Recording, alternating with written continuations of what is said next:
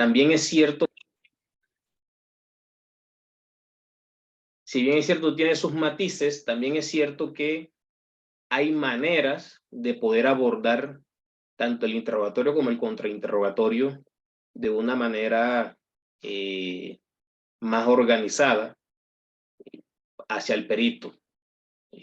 Tenemos una dificultad y es que cuando nosotros pasamos por la facultad de Derecho, creo que pocos, o no sé si muchos, tuvimos esa falencia sobre la litigación oral. ¿Sí? Veíamos de todas las materias, pero, pero algo como la litigación oral fue muy poco. Yo, de hecho, puedo decir que tuve acercamiento a la litigación oral a partir del concurso de ACOFADE con la USAID sobre técnicas de litigación oral, en donde tuvimos la oportunidad de tener ese acercamiento con la litigación oral. ¿Sí? Es decir, muchas veces nosotros nos graduamos y salimos, bueno, ¿y cómo presento unos alegatos? O cómo interrogo? ¿O cómo hago uso de un documento en juicio oral? El contrainterrogatorio, etcétera. Todo eso empieza uno a tenerlo en cuenta al momento de enfrentar la realidad. Y la realidad no es sencilla, no es una realidad fácil, teniendo en cuenta las vicisitudes a las que nosotros nos vamos enfrentando a lo largo del ejercicio del litigio. De ahí la importancia entonces de realizar un interrogatorio y contrainterrogatorio a perito. Pero debemos de partir de lo siguiente, y es la prueba pericial. Nosotros debemos de tener claro qué debo de tener en cuenta yo respecto a la prueba pericial. Pero más antes de eso es, ¿qué es la prueba pericial? Y a partir de ahí, entonces, empezamos a desarrollar todos los interrogantes que nos planteemos o que nos vamos planteando a lo largo en el desarrollo del examen cruzado. Y si nosotros partimos de ese artículo 405 que está en el Código de Procedimiento Penal, que habla precisamente de la prueba pericial, fíjense que inmediatamente nos arroja un punto de partida y un horizonte, porque en dicho artículo se habla de que la prueba pericial es procedente cuando sea necesario evaluar valoraciones que requieran conocimientos científicos, técnicos, artísticos o especializados. Entonces ya me planteo un escenario. Van a efectuar unas valoraciones que requieren unos conocimientos. Y a partir de esos conocimientos vamos a ver si el perito cuenta con una idoneidad para llegar a esas valoraciones o a esas conclusiones a las que llegó. En ese orden de ideas, debemos de tener en cuenta tres aspectos fundamentales al momento de empezar nosotros a interrogar o contrainterrogar al perito. Ese primer aspecto es la acreditación del perito. Bueno, Romario, ¿qué debo tener en cuenta yo para trabajar con un perito? Que sea idóneo, claro. Pero esa acreditación debemos de dividirla o recomiendo dividirla en tres puntos. Primero, su formación académica. Segundo, su formación, su acreditación pericial. Y tercero, la idoneidad sobre el concepto científico que está emitiendo o sobre el objeto pericial que está emitiendo. ¿Por qué? Porque no es lo mismo contar con, voy a poner un ejemplo, yo soy perito en materia de grafoscopia y documentoscopia. ¿Sí? Pero hay un área de la documentoscopia que por lo menos este servidor no la tiene, y es sobre firmas en obras de arte. ¿Cómo así, Romario, que las obras de arte y se puede peritar la firma? Claro, es posible hoy en día, pero no tengo el conocimiento. Entonces, ¿soy perito en documentología? Sí. ¿Tengo la formación en documentología? Sí. ¿Pero tengo la idoneidad para este objeto pericial? No. ¿Sí? Lo mismo sucede con el tema de la falsedad marcaria. Hay peritos en documentología que no tienen la idoneidad para pronunciarse o para emitir dictámenes periciales al respecto. Claro, son peritos en documentología, claro, tienen la formación totalmente, tienen el conocimiento idóneo y la preparación sobre la falsificación, las falsedades marcarias respecto a determinada marca, no. Y por poner un ejemplo, en la imagen de Coffee Legal, la imagen de Coffee Legal tiene unos colores, tiene un tipo de letra, tiene un logo, etcétera, etcétera. La doctora Arena nos dirá, yo, Romario, quiero que ya yo constituí la marca, ya la presenté también en la superintendencia, ya tengo todos los derechos y por lo tanto la marca no la pueden ni siquiera imitar. Vale, perfecto. Entonces ella me tendrá que entregar a mí y capacitar qué tipo de letra, cuál es el tamaño del logo, cómo es el logo, ¿sí? Si sus formatos trabajan, contienen algún tipo de marca de agua o no, si contiene algún elemento de seguridad o no, etcétera, etcétera. Y ella mira, claro, mira, para saber que el logo es original debe contener estas características. Para saber que el formato es original debe contener estas características. Y luego al momento de hacer el cotejo se determina, pero ella me tiene que capacitar y certificar. Eso respecto a la falsedad marcaria, por poner un ejemplo, que no los podemos encontrar muchísimas veces, esos casos nos podemos encontrar muchísimas veces.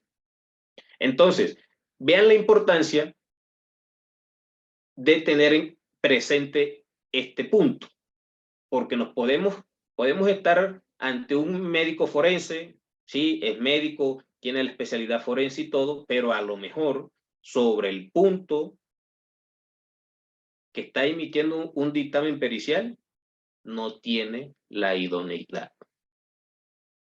Y es ahí donde nosotros debemos estar presentes.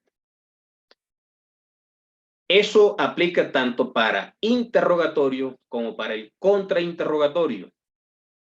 Y a partir de ahí, yo tengo que desarrollar, acreditar entonces al perito en el interrogatorio, obviamente con el contra buscaré la manera de desacreditarlo. Pero tengo que desarrollar esos tres aspectos de manera muy detallada. Cuando se está interrogando al perito, en lo posible, acredítenlo lo más detallado posible. ¿Qué cursos hizo? ¿Dónde los hizo? ¿Cuándo lo hizo? ¿Quién lo certificó? ¿En qué consistió el curso? ¿Quién lo capacitó? ¿Por qué? Y les pongo una sencilla razón. Ustedes se dejarían realizar una operación, una cirugía a corazón, una cirugía de corazón abierto por un médico que hace 20 años se retiró de la medicina. Yo creería que ninguno le pondría el pecho a esa cirugía. Es médico, es experimentado, tiene mucha experiencia, claro, pero ¿hace cuánto se retiró? Hace 20 años. ¿Y qué ha pasado en estos 20 años? Entonces, eso sucede, eso enlaza con la acreditación del perito, con la formación del perito. Porque de aquí parte un elemento esencial que nos va a llevar a las conclusiones cuando hablemos de los sesgos cognitivos por parte de los peritos. Nos podemos encontrar peritos que hace 10 años no se capacitan. Hace 10 años, cuando usted le pregunta al perito, venga, ¿cuándo fue su último curso? No, yo el último curso en el que estuve fue sobre policía judicial. Vale, perfecto. Y sobre, por poner un ejemplo, y sobre balística. Ah, no, yo desde el último fue hace 5 o 6 años. ¿Y qué ha pasado en esos 5 o 6 años?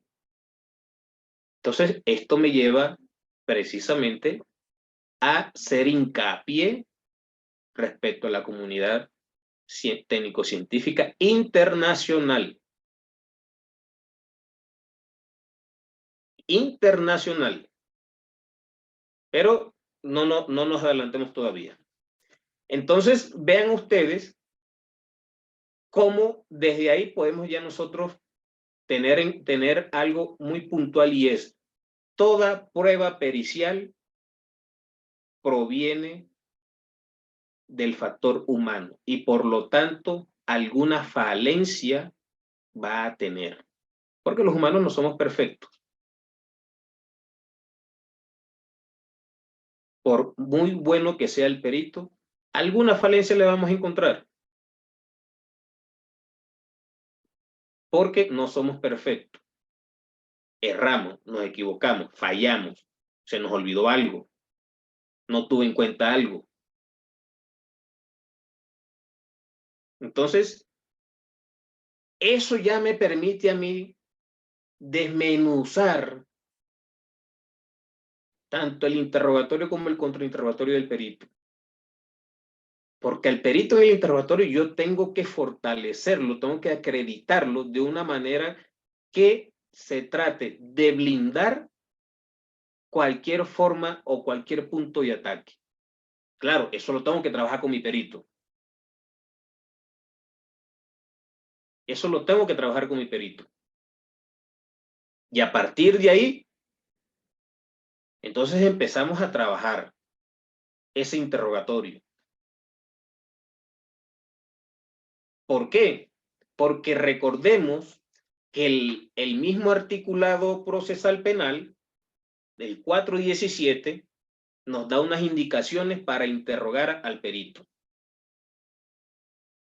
Y yo tengo que salvaguardar, pues, que al perito no me lo vayan a maltratar en el contra.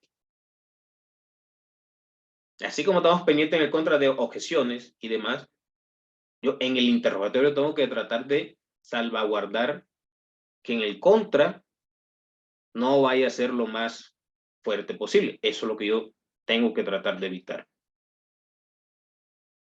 Y no entrar en la monotonía de simplemente preguntarle, ¿y usted a qué se dedica? No, yo soy médico. ¿Hace cuánto? No, hace 10 años. ¿Y para qué entidad labora? No, yo trabajo en este momento para el Instituto Nacional de Medicina Legal y Ciencias Forenses. Vale, perfecto. ¿Usted sabe por qué está aquí? Y fíjense, ya damos por sentado que como trabaja en el Instituto Nacional de Medicina Legal y Ciencias Forenses, ya lo acreditamos. Y pasamos inmediatamente al desarrollo de la prueba pericial. Cuando hacemos esa pregunta, ¿usted sabe por qué está citado acá?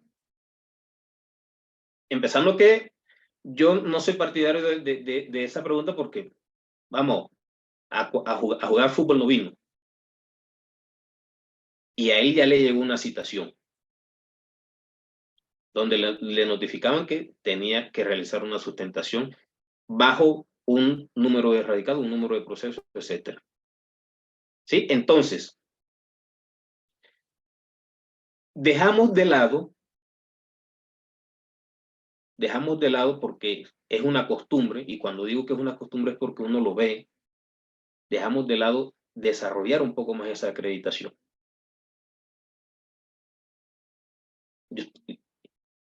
Podría, y enseguida ponemos de presente el informe Y enseguida, ¿qué procedimiento realizó? ¿Qué metodología desarrolló? Ah, no se hizo esto, A, B, C, D, E, y ¿a qué conclusión llegó? No, se llegó a esta conclusión. Señoría, no más preguntas en el interrogatorio.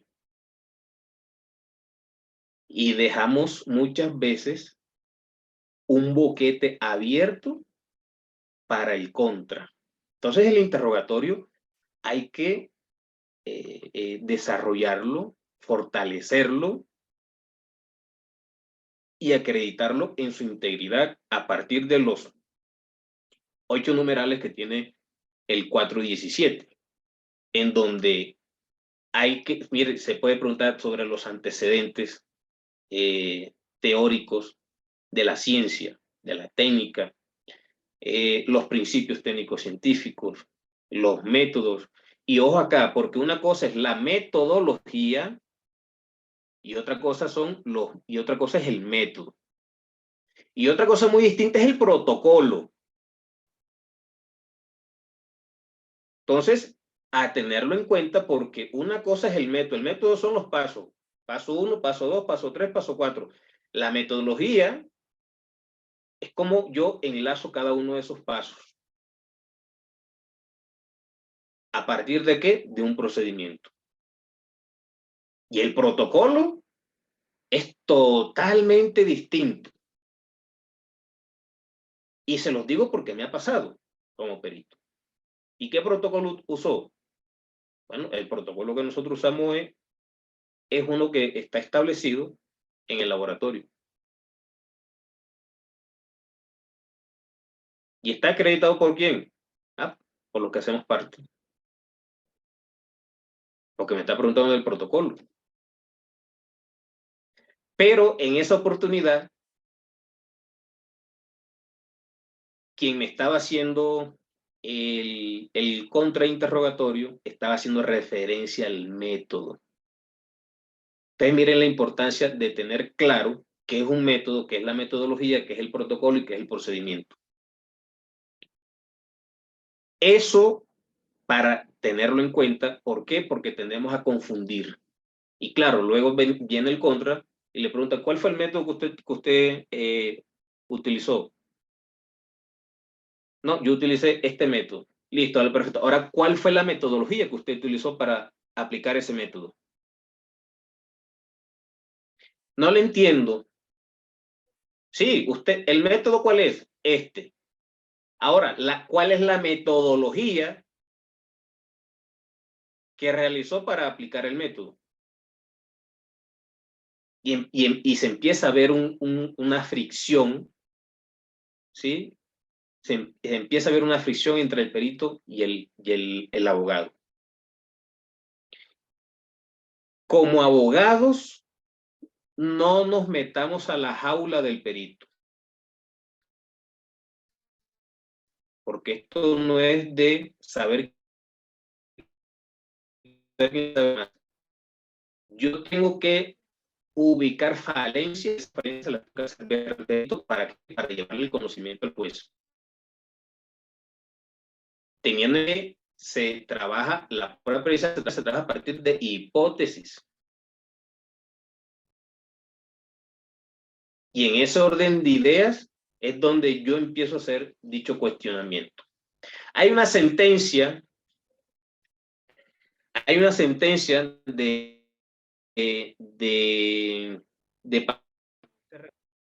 se hace referencia al artículo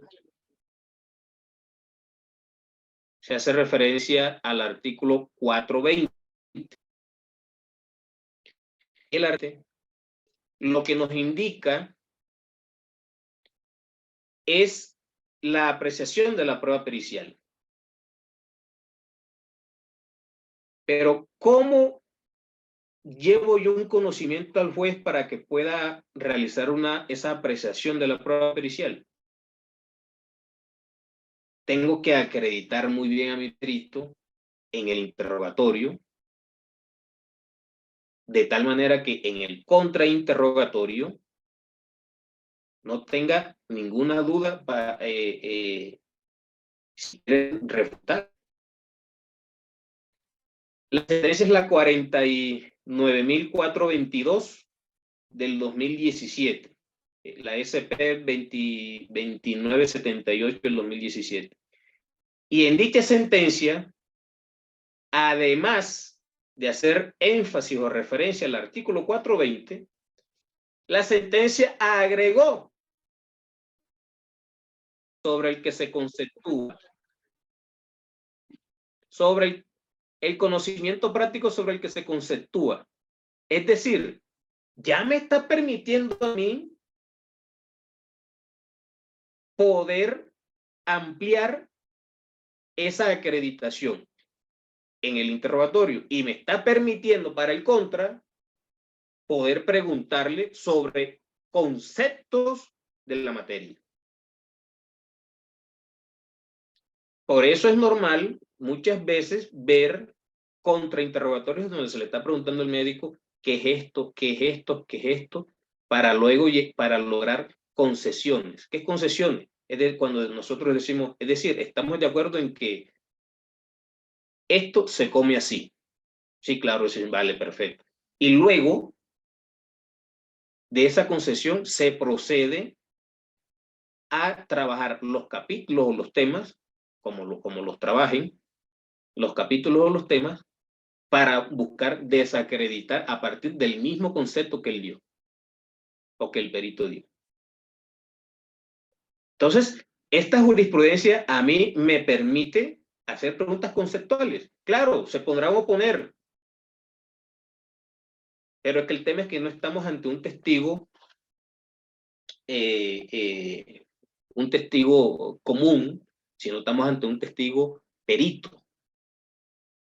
Y como el testigo perito tiene unos conocimientos prácticos, una de las maneras de lograr su credibilidad es demostrando por qué es una persona idónea para determinado aspecto pericial. Bien, lo mismo aplicamos en el contra. En el contra tenemos que buscar nosotros la manera de desvirtuar lo que él dijo de refutar lo que dijo en el interrogatorio a partir de qué. Ah, bueno, si no se lo preguntó, yo se lo puedo preguntar. Venga, usted aquí nos manifestó que usted tiene conocimientos en esto. Sí, claro, sí, señor. ¿Y eso es sobre qué? Explíquenos acá a los que estamos presentes en esta sala. ¿Sobre qué? ¿Qué hace referencia a eso? Eso es importante tener. Ahora, en los informes periciales es común encontrar que no está desarrollado el objeto, no está delimitado el objeto pericial. Un punto para interrogar, aclararlo. Eso lo preparo yo con el perito. Ven, por lo menos los fiscales. Los fiscales, recordemos que el fiscal de conocimiento no es quien emite orden a policía judicial. El fiscal ya le llega el informe pericial, ¿sí? Y muchas veces, y a partir de ahí empiezo a tener un camino más allanado. ¿Por qué? Porque si en el contra a mí me logran al menos poner en duda que no está claro o no está delimitado ese objeto pericial, empiezo a tener problemas porque en los alegatos seguramente se le va a decir al juez, señoría, aquí viene un perito que ni siquiera tenía claro la delimitación del objeto pericial cuando se le preguntó por A, B, C o D,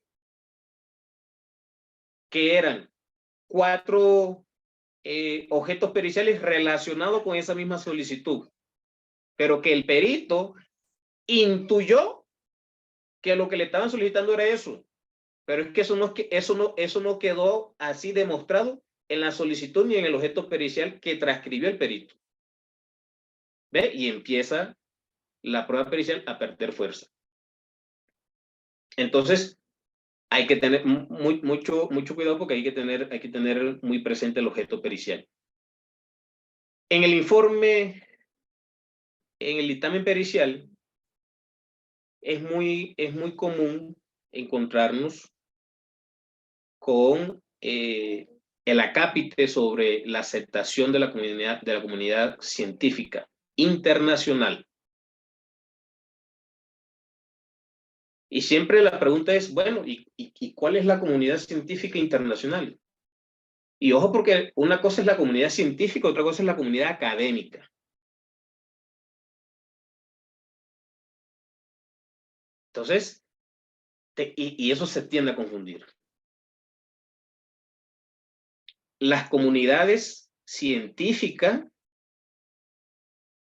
se dan a partir de estas agremiaciones, estas sociedades donde realizan investigaciones entre su misma comunidad sobre determinado aspecto. Y lo publican, lo exponen, lo ponen a consideración de todas las demás para que les hagan crítica, o al contrario, estén de acuerdo con lo que ahí se publicó. Entonces, al perito vale preguntarle cuáles son los criterios que tuvo en cuenta de esta comunidad científica. ¿Qué ha dicho la comunidad científica internacional? No podemos limitarnos única y exclusivamente a Colombia, porque no creo que una prueba, que una prueba de ADN, por ejemplo, aquí en Colombia sea una y en el resto del mundo sea otra. Entonces tenemos que hablar siempre de la comunidad científica internacional. Entonces es muy común encontrar en informes periciales los principios técnicos y métodos son lo que están avalados por la Fiscalía General de la Nación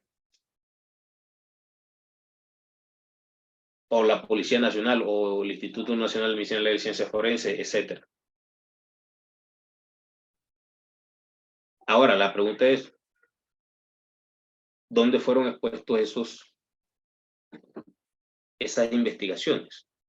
¿Dónde está el fundamento de la aprobación de ese método que está referenciando el perito? ¿Dónde fue expuesto? ¿Cuándo fue expuesto?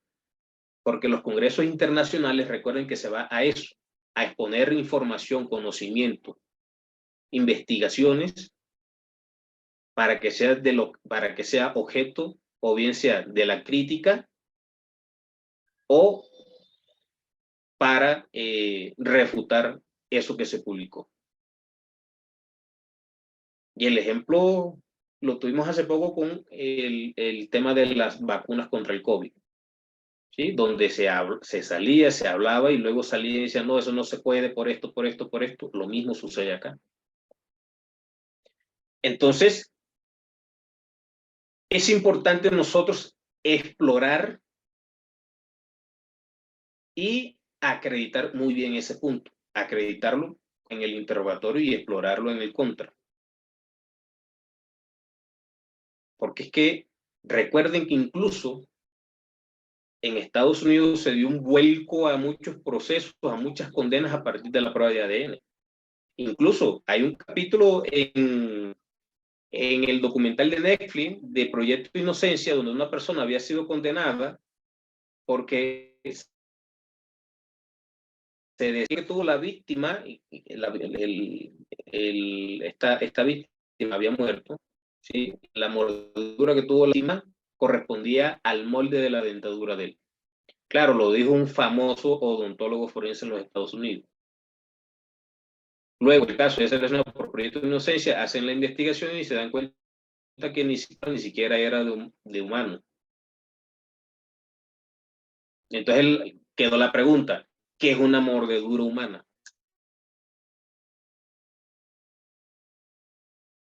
Y así hay muchos casos.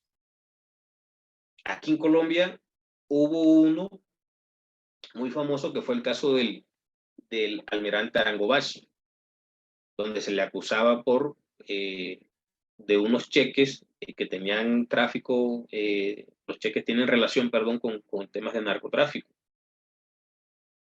Y se decía que la huella en uno de estos cheques era de él.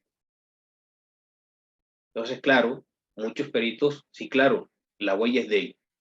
Y eso no está en dicho documento a través de un sello. Entonces, miren lo complejo de realizar un interrogatorio y un contrainterrogatorio a perito. Porque como bien dice, y hay una otra jurisprudencia de la Corte Suprema de Justicia que indica que más allá de refutar las conclusiones,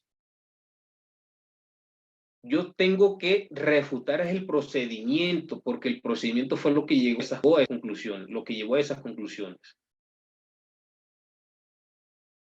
Y en ese orden de ideas, ahí es donde yo debo atacar. Desde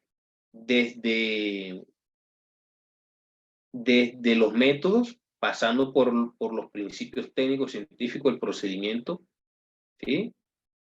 Para poder refutar entonces, o para poder llegar al punto de decir por qué las conclusiones no son válidas por tener muchas falencias ese procedimiento.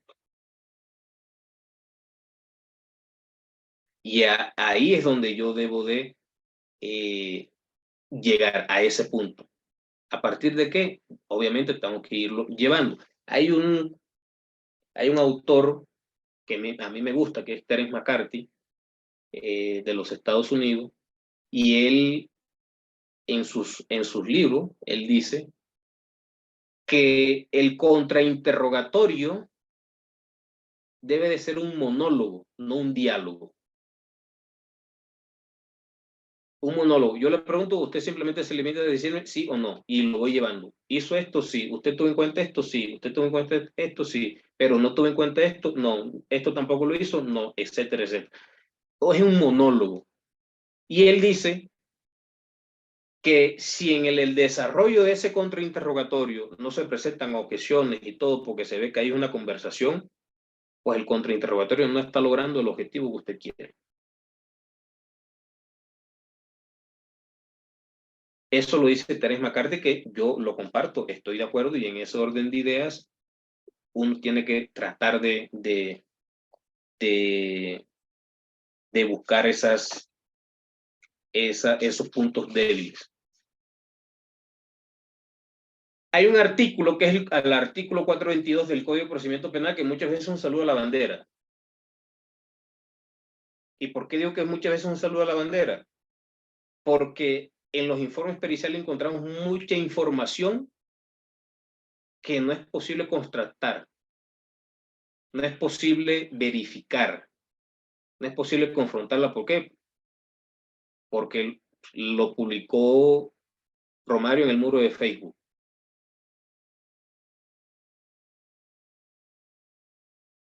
Y como Romario es perito, entonces voy a partir de ahí para fundar mis conclusiones. Y dejamos por fuera, nos olvidamos el artículo 422. Hay una sentencia de la Sala Civil del magistrado Armando Tolosa, donde hace un desarrollo de la trilogía Daubert, que la trilogía Daubert hoy en día ya tiene muchos reparos, ¿sí? Pero es la sentencia que yo particularmente he visto, donde han tenido en cuenta al menos unos antecedentes suficientes para poder derruir una prueba pericial.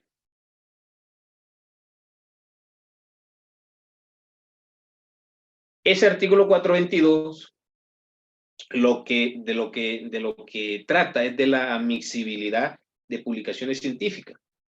Entonces, muchas veces los informes periciales, los dictámenes periciales se fundamentan sobre artículos, sobre algún ensayo, sobre investigaciones empíricas, etcétera, etcétera, etcétera. Tratemos en la medida de lo posible, tanto para interrogatorio como para contrainterrogatorio, entonces, de ubicar esa información. Creo que muchos hemos tenido la oportunidad de realizar o de conocer o de llevar o de defender o como representante de víctima o como defensor, pero hemos tenido relación directa o indirecta como abogado suplente, etcétera, en delitos contra la integridad sexual. Y en ese orden de ideas, con el informe de medicina legal. Y medicina legal basa sus informes a partir de unas guías. Ahora bien, hemos tenido hemos sido acuciosos en ubicar esa guía y ver si en efecto la persona que elaboró el dictamen pericial cumplió con esa guía. Y eso es como un checklist. Y nos vamos a encontrar situaciones en donde, claro, lo mencionan, pero no lo desarrollan como está en la guía. Entonces, yo tengo que interrogar al perito sobre cómo fue ese desarrollo y cómo aplicó esa guía. Venga, usted en la metodología expone que utilizó la guía número tal.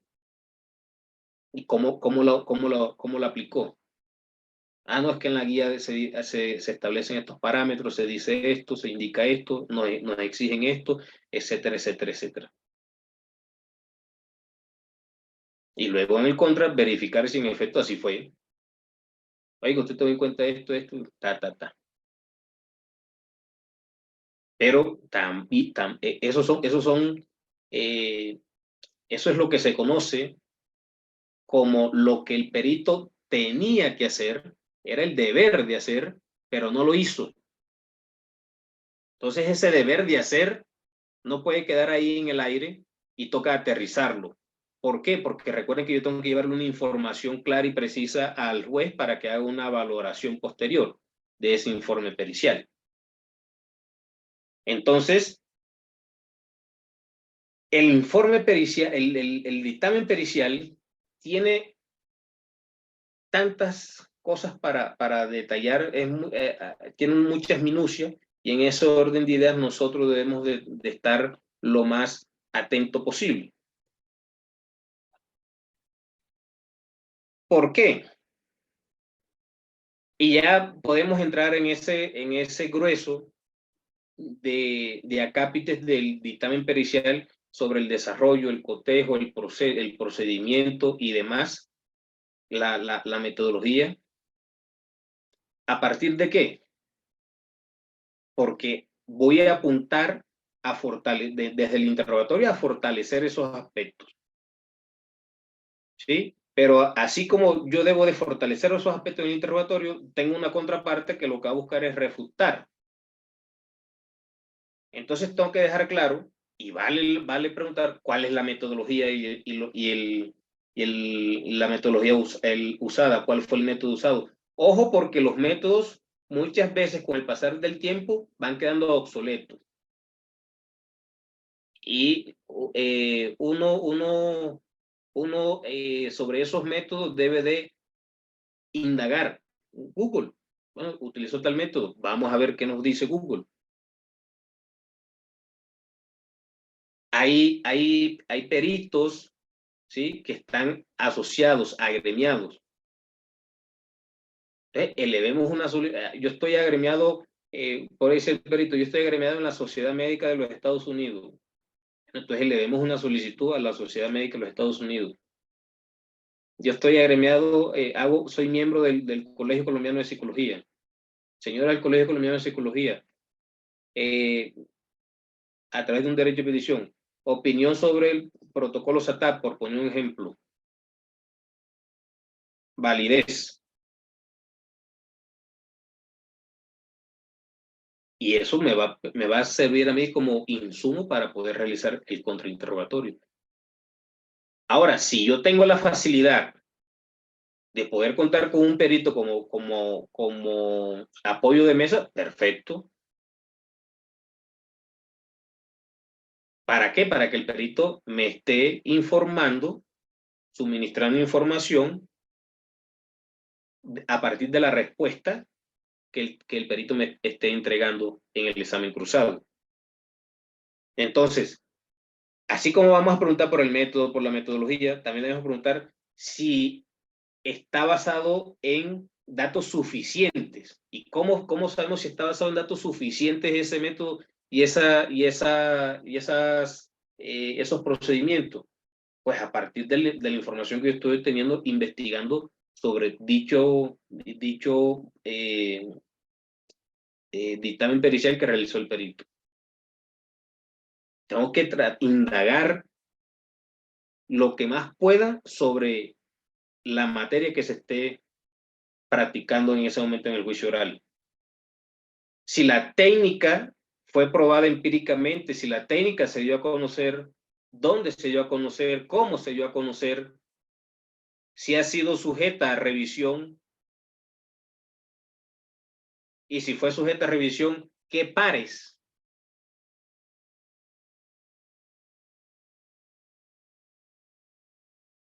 Eso me va a permitir a mí poner en conocimiento del juez unos fundamentos científicos, técnicos, muy bien sustentados para que le dé la credibilidad a mi perito a partir de ese interrogatorio. Pero asimismo, como contraparte, como la persona que va a hacer el contra, yo debo también de escudriñar toda esa información. ¿Para qué? Para hacerle ver al juez si en efecto el perito cumplió o no con eso. O para hacerle ver al juez incluso que no cumplió. No lo tuvo en cuenta, no indagó. ¿Cuáles son los estándares? ¿Cuál fue ese grado de aceptación?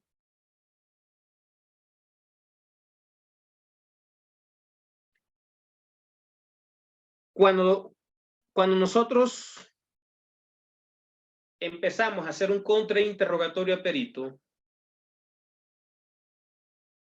además de tener en cuenta todo esto que ya hemos conversado, podemos también hacer hincapié en aspectos que escapan al perito muchas veces, y es sobre las hipótesis que él pudo haber tenido en cuenta y que no trabajó, porque no se evidencia en alguna parte de su informe. Recordemos que el informe es una base de opinión pericial, y si tampoco lo dijo en el directo, pues entonces yo ataco ese punto. ¿Sí? Y en ese orden de ideas, también debemos nosotros de cuestionar ese procedimiento. ¿Por qué? Porque hay un perito que vino acá a un juicio y tuvo unos sesgos porque no realizó unos procedimientos acorde a lo que establece la comunidad científica internacional. No estableció no realizó un dictamen pericial donde su deber era haber tenido en cuenta algunos aspectos y no los tuvo en cuenta.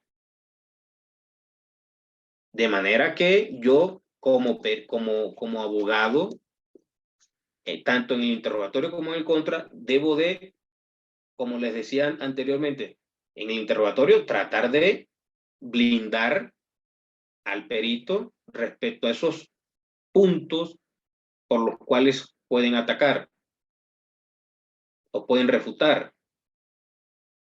Y en el contra, tener muy presente qué fue lo que dejó de hacer el perito y que debía hacer y que no lo ha contado tampoco.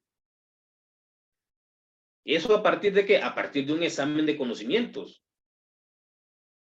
Romario, pero hay jueces que no lo permiten. Bueno, todo depende.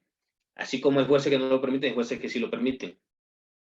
Pero el fundamento, ¿cuál es, señoría? Es que aquí tenemos un perito, ¿sí? Una persona que es perito que debe de ser experta en el tema y debemos indagar en ese conocimiento. Vamos a ver qué tanto conocimiento tiene, qué tanto dominio tiene y qué tan experto es. ¿Eso para qué? Para efectos, bien sea de mermar la credibilidad del perito desde el punto de vista del contra, o reafirmar la credibilidad del perito cuando yo entre a hacer el redirecto. Ahora, si yo cuento con un perito que va a ir a juicio también, pues a través de él yo también puedo refutar lo que haya dicho el perito de la contraparte cuando haga ese interrogatorio. No refutándolo, dice, aquí viene un perito y dijo esto. No. Yo la información la extraigo y se la pregunto a él. ¿Usted conoce esto? Sí, usted conoce a este autor, ¿qué dice este autor? ¿Usted conoce esto? Sí, ¿esto cómo se aplica? ¿Qué relevancia tiene? ¿Cuál es la aceptación de la comunidad científica internacional? ¿Qué dice la doctrina especializada? Así como nosotros contamos con abundante literatura respecto al derecho penal, a nivel pericial también, de todas las áreas, de odontología, de medicina, de grafoscopia, de documentoscopia, de balística, de datiloscopia, de lofoscopia, de psicología.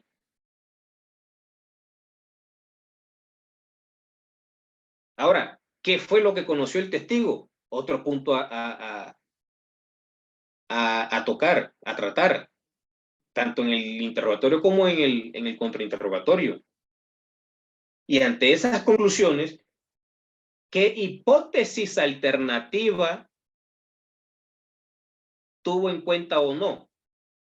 Porque recordemos que la prueba pericial se trabaja a partir de una hipótesis, o se trabaja a partir de hipótesis. Entonces, claro, el perito llega a unas conclusiones. Bueno, ahora indaguemos si él tuvo en cuenta otras hipótesis que se pudieron haber dado en el caso. Y si estas hipótesis pueden llegar a ser incluso más plausibles que la que él trabajó. Entonces, respecto a la materia en medicina, en ADN, miremos la prueba de ADN no por el 99.9%, sino por ese 0.1 que le hace falta. Ya, en algún momento, hablando con un médico, me dijo, las pruebas de ADN, ya se han dado casos donde se puede dar esa hipótesis de la quimera, que son personas que tienen más de un tipo de ADN. Incluso en Estados Unidos hay un caso muy famoso al respecto de eso. Lo mismo en mi área. Venga, usted descartó el calco. ¿Y dónde está? ¿Cómo lo descartó? ¿Sí? Esa hipótesis puede llegar a ser muchas veces más plausible que la que haya trabajado el perito. Entonces, indagar, descartarla en el interrogatorio, indagar en el contra. Por eso hay contras que pueden llegar a ser, o bien sea destructivo o constructivo. ¿Por qué? Porque puede que lo que dijo el perito en el directo a mí me favorezca. Entonces yo hago, si tenía para hacer un contra destructivo, entonces ahora voy a hacer uno constructivo.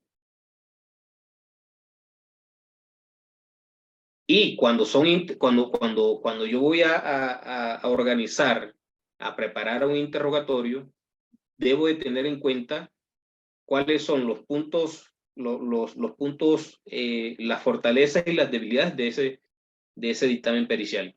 Porque todo dictamen pericial lo va a tener. Incluso el maestro David Echandía lo decía. La prueba pericial es el resultado del factor humano. Ahora, como humanos, no somos perfectos. Y en ese orden de ideas nosotros debemos de siempre de entrar al detalle, a la minucia del dictamen pericial. Y una vez hemos detectado esa minucia, ese detalle, trabajarlo.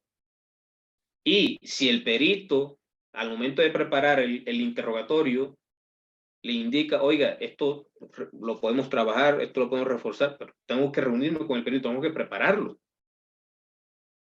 ¿Qué le voy a preguntar? ¿Sobre qué le voy a preguntar? Yo no, al perito no se le va a preparar para que vaya y diga mentiras.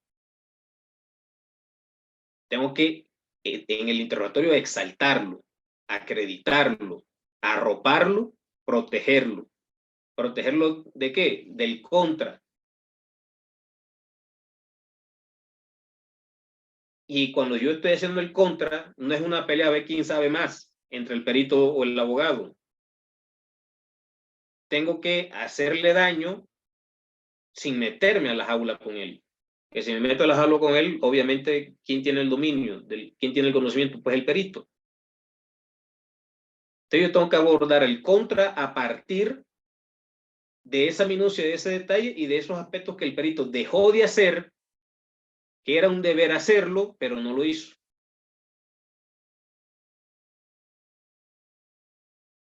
Y hay que tener en cuenta que nos podemos encontrar con jueces donde los jueces permiten que al perito se le contrainterrogue sobre conocimiento puro.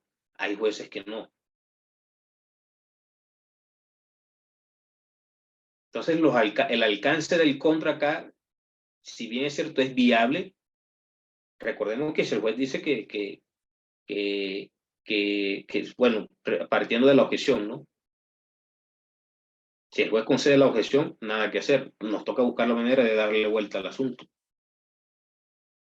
¿Cómo reformulo la pregunta? Y esa habilidad cuesta, porque hay objeciones que uno se repone rápidamente de ella al segundo, pero hay objeciones que nos cuesta reponernos. Por eso muchas veces, vean cómo se da el tema, muchas veces, señoría, regálame un minuto y ya continúo. Entonces, el interrogatorio y contrainterrogatorio a perito, además de ser meramente técnico, tiene unas dificultades a partir de ese conocimiento específico técnico-científico. Y este conocimiento específico técnico-científico yo tengo que llenarme de insumos para hacer el desarrollo tanto del interrogatorio como del contrainterrogatorio. Quienes me siguen en redes saben que yo estoy molestando bastante con el tema de contras, porque de hecho es una habilidad que cuesta y la literatura especializada norteamericana ha sido clara cuando indica que el contra, el interrogatorio del contra tiene unos métodos, el contra tiene un método y como método se puede enseñar. Y el contrainterrogatorio nos cuesta, esa habilidad nos cuesta muchas veces. Y además de que nos cuesta, tenemos un oponente. Y además de que nos cuesta, tenemos un juez. Y además de que nos cuesta, no hay unas reglas de la evidencia. Y además de que nos cuesta, podemos tener criterios diferentes, el juez, el fiscal y la defensa sobre determinado punto. Por poner un ejemplo, todavía seguimos batallando con el tema de las preguntas subjetivas en el contra. Objeción, señoría, no es subjetiva, no da lugar. O a lugar, porque también lo he visto. Entonces tenemos que buscar la manera, y le agradezco a la doctora Adriana y a Coffee Legal, al doctor Edison Cuenca, de abrir estos espacios académicos donde precisamente podemos nosotros nutrirnos, retroalimentarnos y reflexionar sobre nuestro sistema penal en este caso. Porque nosotros estamos carentes de unas reglas de la evidencia, y las reglas de la evidencia muchas veces me permiten a mí tener claro hacia dónde debo apuntar. Y no tenemos una regla de la evidencia en este momento.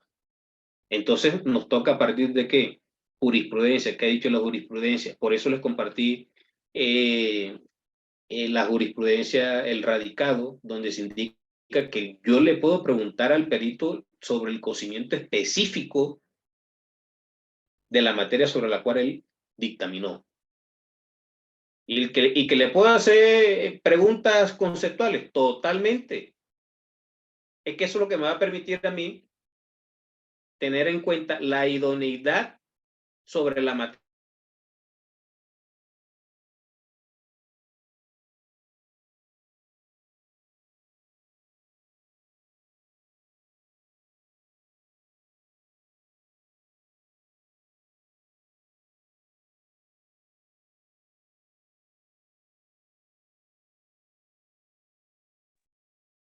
Doctor, ¿tú me escuchas? Porque no te escucho. ¿No lo conoce? Pues se lo pongo de presente.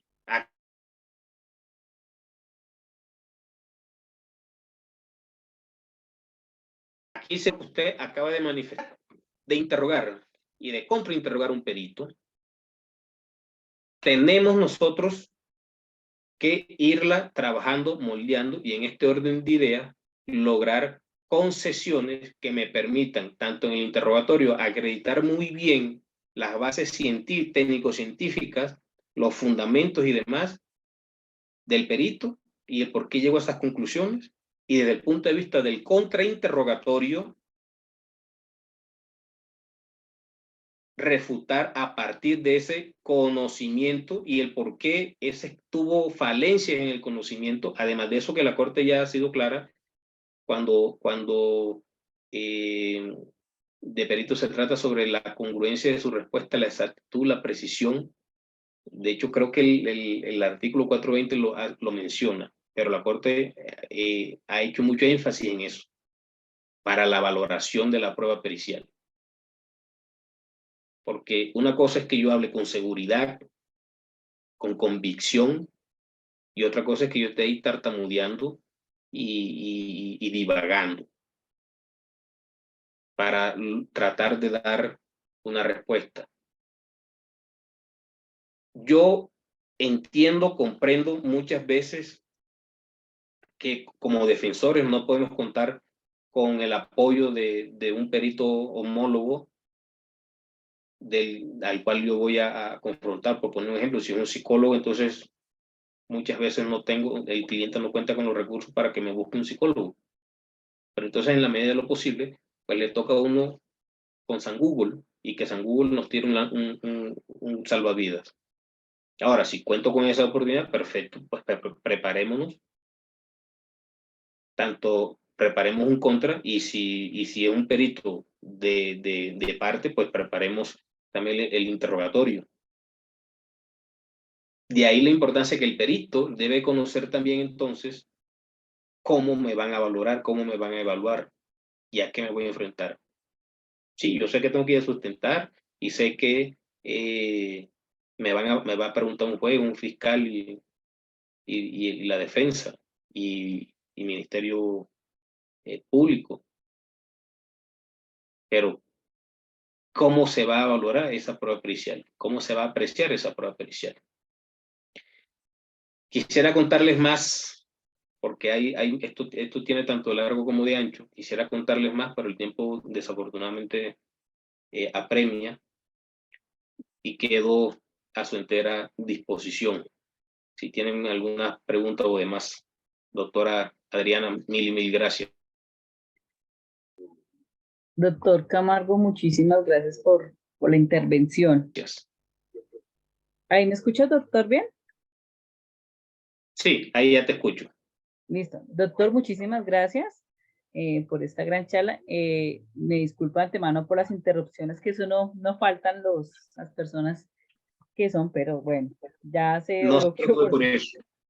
Lo importante fue que pudimos dar la charla. Yo creo que no se interrumpió, no se entrecortó, creo Nada. yo. Espero que todo haya fluido tecnológicamente. Así es, gracias a Dios. Entonces aquí tenemos unas preguntas, doctor. Sí, Entonces, nos dice la primera, ¿nos pueden regalar por el radicado de la sentencia que permite las preguntas de los estudios al perito? sí. Ya esa es del 2017. Ya les recuerdo el radicado que por acá lo tengo. Listo. Entonces, mientras, aquí vamos a hacer otra pregunta. Dice, ¿las habilidades lingüísticas o la forma de expresarlas en el contrainterrogatorio pueden hacerse valer cuando se está haciendo la pregunta? ¿Cómo es la pregunta, perdón? Dice, ¿las habilidades lingüísticas o la forma de expresarlas en el contrainterrogatorio pueden hacerse valer cuando ésta se está haciendo la pregunta? Sí, a ver, en el contra, ¿qué es lo recomendable? Tratar de hacer preguntas cortas. Yo soy partidario de, de lo que dice Terence McCarthy, de tratar de hacer preguntas cortas, incluso de una sola palabra, porque yo tengo que contar una historia a partir de ese contrainterrogatorio. Y el contrainterrogatorio, él recomienda que sea un monólogo y no un diálogo. El monólogo yo tengo que ir llevando al perito, ¿sí? Y el contrainterrogatorio prepararlo por capítulos que me permita tener o llevarle al juez la claridad de esas posibles falencias.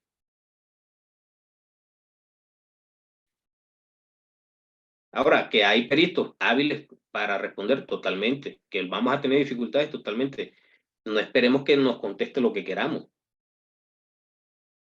Y en ese orden de ideas, ahí es donde digo yo que la habilidad cuesta. La sentencia es la 49422 del 2017, donde hace énfasis sobre el artículo 420 del Código de Procedimiento Penal y además habla del conocimiento práctico del tema sobre el que conceptó el perito. Es decir, me permite a mí preguntarle al perito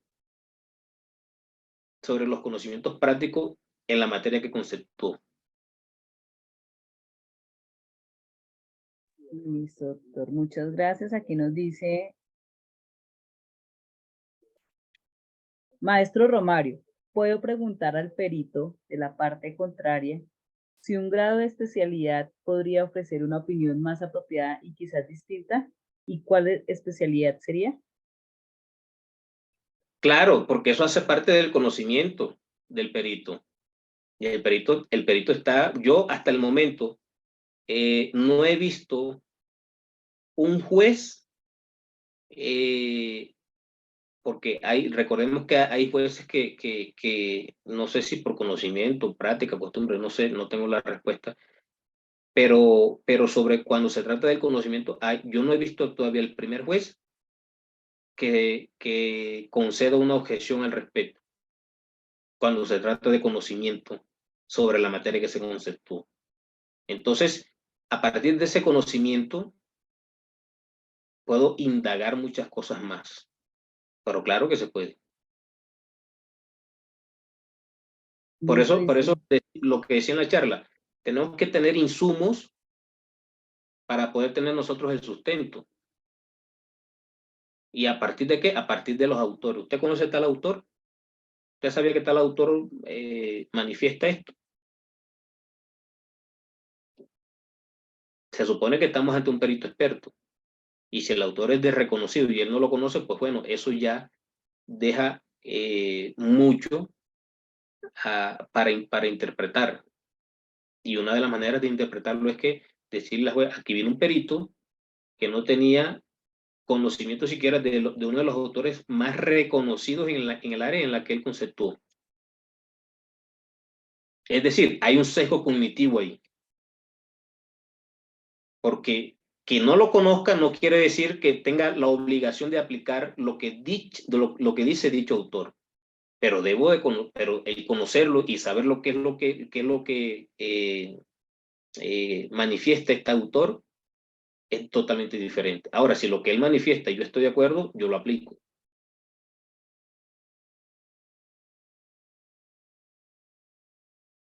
Listo, doctor, nos dice, ¿cuál sería la forma idónea de acreditar un perito cuando pese a su experiencia técnica no tiene experiencia significativa como perita?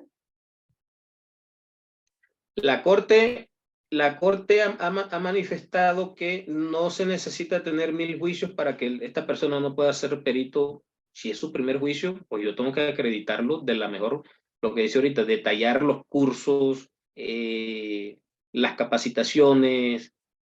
Si tengo que llegar al punto de desmenuzar qué vio en cada uno de los cursos, lo hago. ¿Qué vio en este curso? No, vi esto, esto, esto y esto. ¿Y esto de qué trató? Ta. ¿Y aquí qué hizo? ¿Y este curso cuánto duró? Todo. ¿Por qué? Porque es una manera de decirle al juez, aquí esto haciendo parte ya de los alegatos. Aquí, señoría, vino el perito fulano de tal, que si bien es cierto, primera vez que se presenta un juicio oral, también es cierto y quedó demostrado y evidenciado cómo domina, conoce el tema. ¿Cómo lo aplicó esos estudios? Cuestión que no tuvo el perito contrario. Y ahí es donde yo empiezo a hacer esa confrontación. Ahí los americanos hablan mucho de las 3C. El credit, que es de acreditar, confrontar, no, comprometer y confrontar.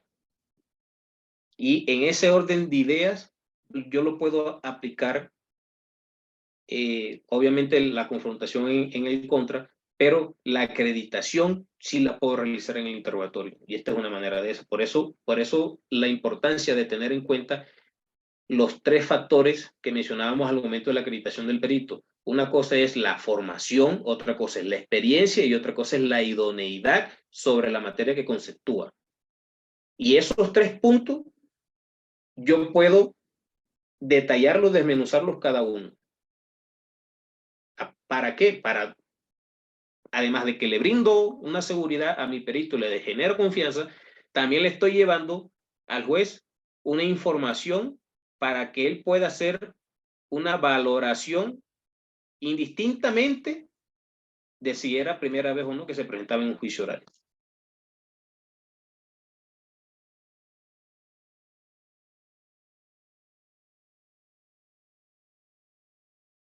Listo, doctor. Y nos dice, doctor, muy buenas noches, muy agradecido por tu conferencia, todo muy bien. Aquí, acá nos dejaron otro mensaje. Muchas gracias por los valiosos aportes. Entonces creo, doctor, que quedó tan claro el tema con su exposición. De verdad, doctor Romario, agradeciendo esta participación, su excelente ponencia, y muchos nos están escribiendo, no coloco el chat público pues por seguridad. Nos dice que muchas gracias. Y pues, doctor, agradecerle nuevamente. Vamos a generar la grabación. Vamos a intentar que la grabación quede bien para poderla compartir en las redes sociales de este tema tan importante. Y pues que hoy están los asistentes. Tuvimos una muy buena foro para el día de hoy, doctor, agradeciendo que Dios lo bendiga en sus conocimientos y en su sabiduría. Gracias por compartir en nuestra sección de Coffee Legal. Y pues a los participantes también agradecerles porque esto es realmente lo que hace que nosotros pensemos en ustedes. La próxima conferencia será entre el próximo miércoles y el jueves respecto a derecho médico. Doctor Romario, muchas gracias. Siempre tener a la mano, al alcance, como se dice popularmente, no las sabemos todas tampoco, ¿sí? Pero también es importante a partir de la experiencia, de el compartir el conocimiento, poder hoy estar acá con ustedes desde desde este conocimiento que, como lo decía yo por ahí en redes, es bastante complejo. Muchas veces nos encontramos con personas que llevan 20 años, 30 años como perito, pero que, como bien lo resaltaba a lo largo de mi intervención, puede ser que esta persona hace 10 años no se capacite, y en 10 años es mucho lo que puede evolucionar sobre la materia en lo que conceptó. Entonces, siempre es bueno compartir con los colegas estos espacios, además de que me encantan, y hablar de contrainterrogatorio. Los que me conocen saben que yo soy un fanático del tema del contrainterrogatorio, y sobre eso pues hemos venido estudiando. Y bueno, agradecerles a todos por acompañarnos.